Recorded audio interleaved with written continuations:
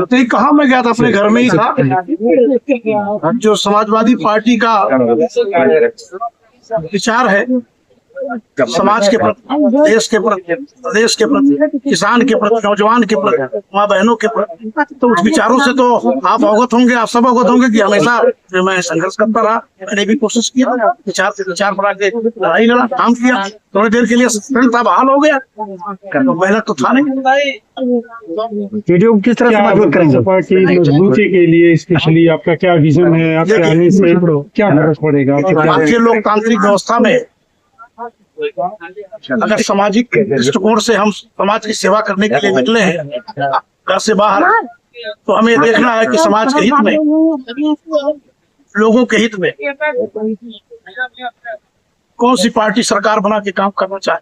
तो हमारी विचारधाराएं जो रही हैं वो समाजवादी के प्रति रही है हमेशा शुरू से। जब मैं प्रधान से लेकर के एमएलए तक बना, लोगों ने बनाया, भेजा, तब पर भी आप सब जानते हैं, अवगत है कि मेरी विचारधाराएं समाजवादी के प्रति हमेशा रहा है, समाजवाद के प्रति हमेशा रहा है। और इसीलिए अपने विचारधाराओं को लेके, अपनी सोच को लेके, अपने मिजाज को लेके मैं समाजवादी पार्टी के साथ, समाजवादी पार्टी का सिपाही है।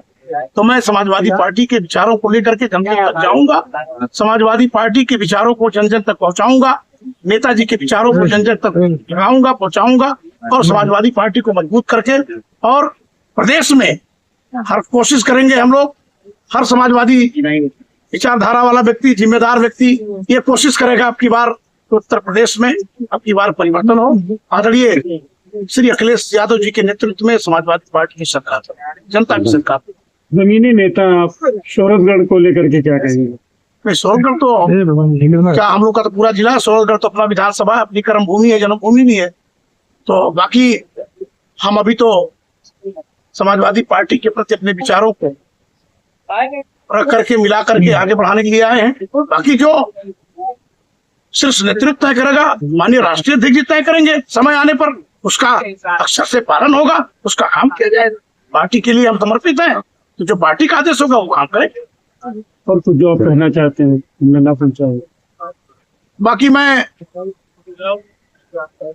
अपने समाजवादी पार्टी के जिला इकाई के मुखिया आदरणीय अध्यक्ष जी, हमारी डुमरियागंज की माननीय विधायक, हमारे पूर्व विधायक कपिल वस्तु, हमारे सभी विधानसभा अध्यक्षगण, जनपद की सभी फ्रंटल के अध्यक्ष, सभी फ्रंटल के हमारे पदाधिकारी, सेक्टर प्रमुख, बूथ प्रमुख, जनपद के जितने भी विधानसभाओं के हैं, सबके प्रति मैं आभार व्यक्त करता हूँ, अभिनंदन करता हूँ, धन्यवाद देता हूँ कि हमें भी समाजवादी पार्टी के एक सिपाही के रूप में स्वीकार किए, हमें मौका दी सेवा करने के लिए, पार्टी के विचारों को पहुंचाने के लिए। इसके लिए मैं कृतज्ञ हूँ, धन्यवाद देता हूँ। सर, घर वापसी है, कितना सपा को मजबूती मिलेगी?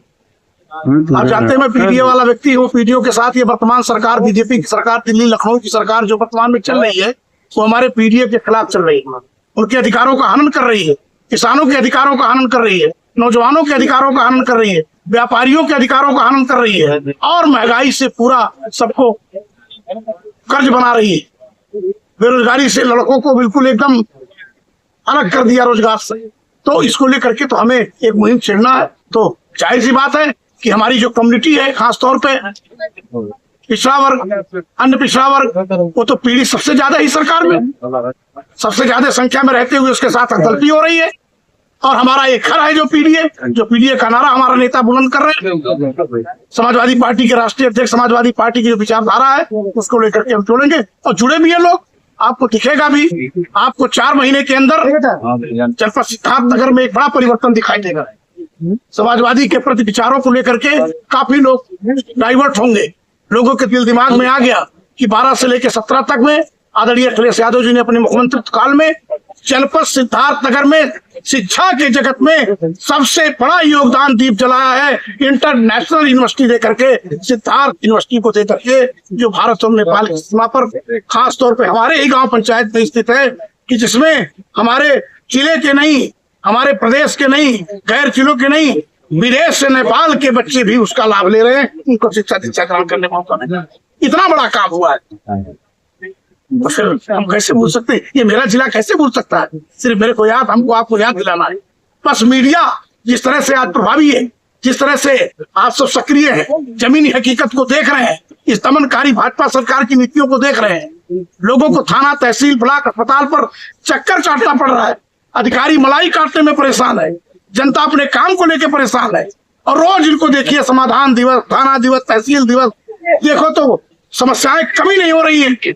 मुख्यमंत्री आवास पे भीड़ लग रही है, सांसद विधायकों के घर पे भीड़ लग रही है, लेकिन जब समाधान अधिकारी कर ही नहीं रहा है, अधिकारी ब्यूरोक्रेट्स एकदम बेलगाम हो चुका है, तो फिर भीड़ नहीं लगेगी, कहाँ जाएंगे लोग?